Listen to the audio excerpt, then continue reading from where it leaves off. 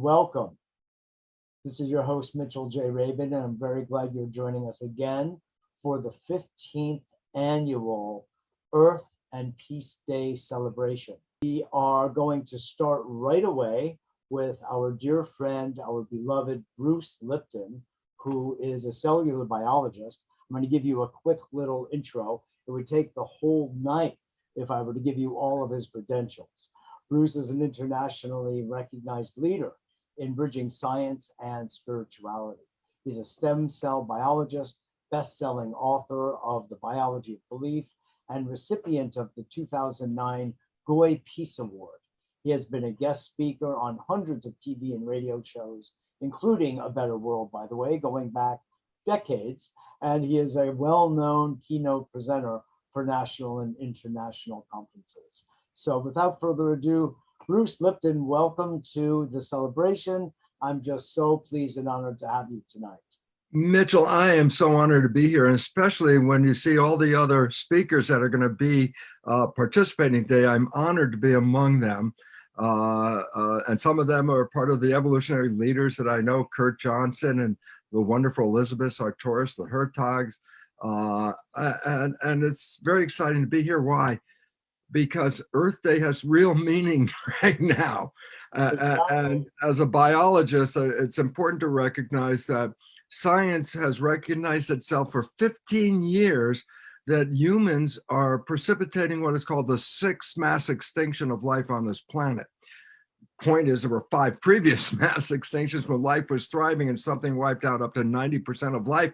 The last one, 66 million years ago, when the dinosaurs were here, a comet hit near the Yucatan Peninsula, and as a result, wiped out up to 75% of life on planet disappeared, including all the dinosaurs. Well, today we are in the sixth mass extinction, and science has been telling the public for 15 years that human behavior is responsible for undermining the web of life. And people don't recognize that we are an integral element of the web of life. If the web of life collapses, so does human civilization. We're facing an extinction process, not 1,000 years from now, but we're talking decades. As a matter of fact, NASA scientists recognize that industrial civilization, the one we're in, is facing an irreversible collapse within the next couple of decades. And so the point about it is this: we're not sustainable. We can't live this way anymore. Nature is telling us this. All the things that are happening around the planet at the same time are symptoms of a bigger picture. We're not sustainable.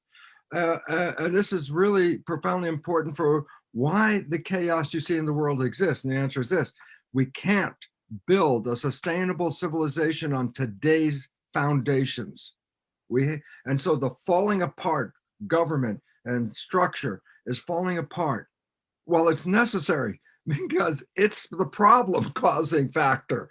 And so there, while people are afraid, oh my God, it's falling apart, I'm going, if it doesn't fall apart, then we're going to really be afraid, because now is the time to start building an alternative civilization that is learning to live in harmony. How many years Earth Day has been trying to show people? I mean, day one Earth Day, even day preceding Earth Day, I remember the pictures coming from the spacecraft showing the Earth on the horizon of the moon, which was what precipitated Earth Day, because it was the first time humans ever saw, oh my God, there's only this.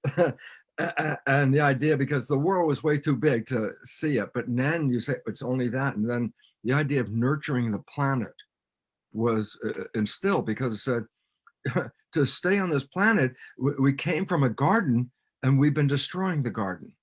So Bruce, let me ask you, if you make the case so clearly about the sixth extinction breathing down our necks, and we all know it either intellectually or in our bodies, we see the degradation, and it's very saddening and heartbreaking.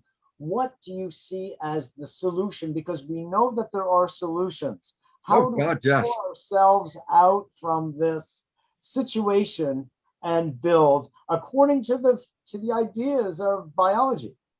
Well, the most important understanding is this: quantum physics, which I prefer to refer to as the most valid of the sciences, Quantum physics, principle number one is that human consciousness is creating our life experiences.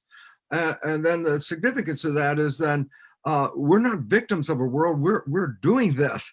And then once you understand that, then it says, well, we have to change the consciousness to return the garden because we're destroying the garden. There won't be fish in the ocean by 2048. That's a few years down the road. Planet Earth, no fish. We've already lost since 1970, we've lost 2/3 of the entire animal population of the planet. That even in Germany, they've been studying insect populations for 27 years, and the latest survey reveals 75% loss. I go, what does all this mean? It says, these are the elements that create the garden.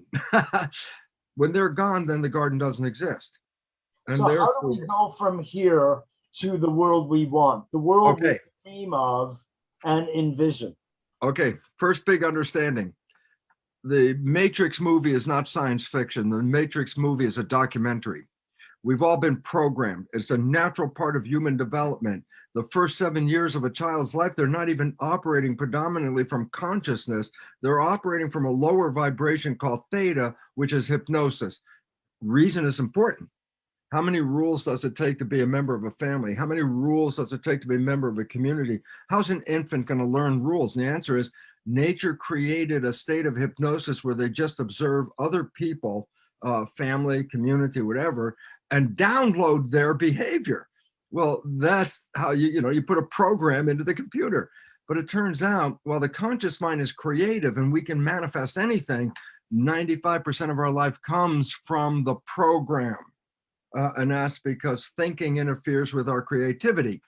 Significance here is then this is important for a couple of reasons. One, if we understand that our life is an expression of our program and we don't like it the way it is, then guess what?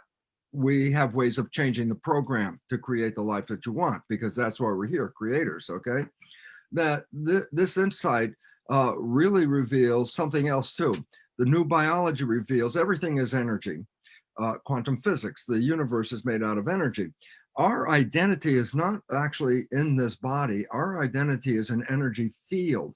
Now, in science, field means invisible moving forces that influence the physical world. And I go, well, interestingly, spirit, definition, invisible moving forces that influence the physical world. Quantum physics is acknowledging the existence of a field of energy of who we are.